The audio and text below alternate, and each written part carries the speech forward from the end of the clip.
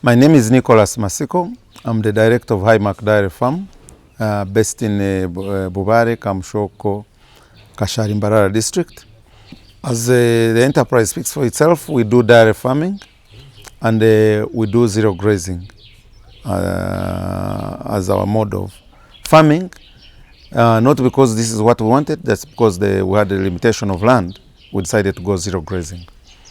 On zero grazing, we got a number of benefits. Of course, there are challenges, but we also got a number of benefits. One is that with less land, you can have a higher stock of animals. And even with land that is in different locations, you can be able to haul your feed from the other location to where the animals are. So basically, the major benefit is that with less land, we're able to keep a lot of animals, and also with a slightly higher production. The biggest challenge is feeding. These animals consume a lot.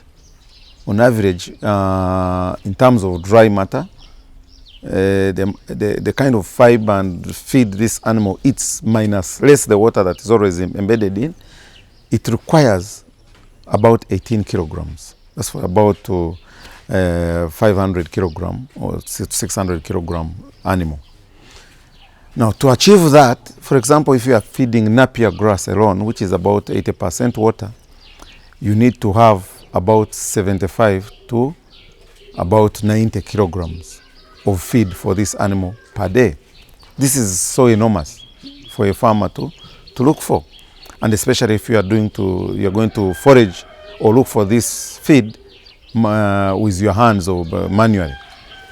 But with the use of machines, you lessen this kind of work. But to avoid that kind of volumes, we try to preserve these feeds either in a dry form or in a silage form, whichever suits the conditions. If it's too wet and you can't dry it, then you ferment it in absence of oxygen, and it becomes silage. But if you have the conditions, you have the sunshine, or you have the shade where you can dry this feed, then you preserve it dry, and it's called hay. Or you can feed it fresh, but too much of that also have its issues, because in other words, if you are looking for 50%, only 20% of the dry stuff from the 100%, which means the 80% is water.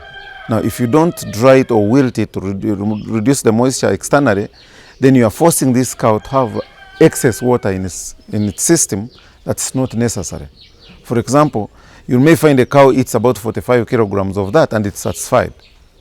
But satisfied with less dry matter, but only a lot of water.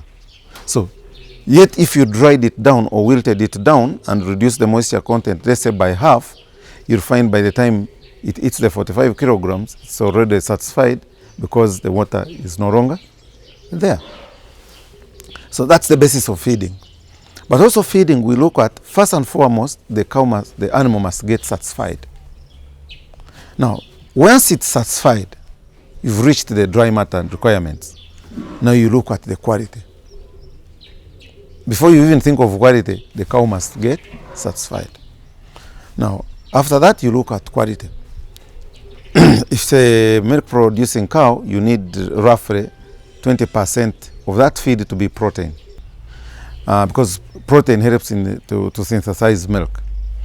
And you may need another, let's say, 30 to 40% as energy, and probably the rest as a little bit of fiber. Actually, the energy should be more, slightly more, could be 60% energy, because even in the other base of feeds, you get the energy. If you don't have these in the right proportions, then you won't get the milk that you are looking for. First of all, to get milk, the cow must first look after itself. Once the body of this cow is at peace, it's fine. Via nutrition, via feeding, it's fine. Then the excess that comes in is converted into milk. So that's the reason why sometimes you find people saying zero-grazing animals produce more milk than those that are foraging on themselves. The reason is simple.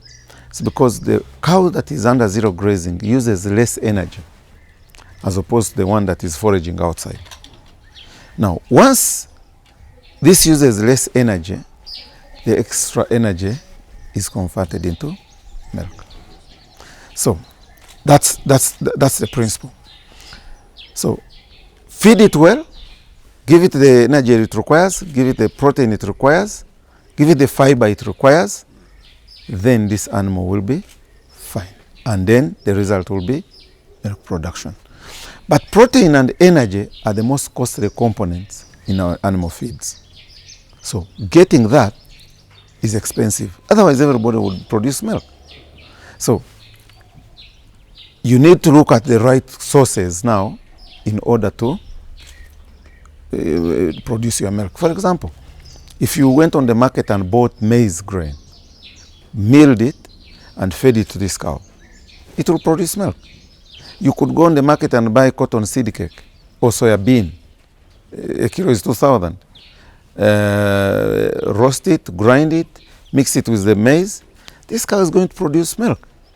But now, you've bought the soya bean at 2,000 and maybe you need a kilo. You've bought maize at 700 and maybe you need 3 kilograms. That's 2,100. Plus the soya bean, which 1 kilo is 2,000. You need, that's already something like 4,100. Put in the milling costs, maybe the other transport costs. Supplementation alone, maybe you're at 5,000. Then put in the other base of feeds. You need fiber. You need the hay, you need the green matter. By the time you realize, maybe the feeding costs have shot to 10,000. But then this cow gives you 20 liters and you are selling each liter at 500 and you're doing 10,000. You not have done anything. So sometimes the farmer is encouraged to say, let me feed cheaper sources, a little energy, a little protein, and then produce 15 liters. I get 7,500 when my feeding is at 5,000. Then I can pick off the 2,500. That's the difference, why some animals are producing and others are not producing. That is as far as feeding is concerned. As I end, with the right feeding or nutrition in your dairy farming enterprise, you will actually not only save money, but you'll also have healthy animals that are not going to stress you, but are also going to give you a higher production. That's the only formula. Good feeding results into saving of savings as well as healthy animals.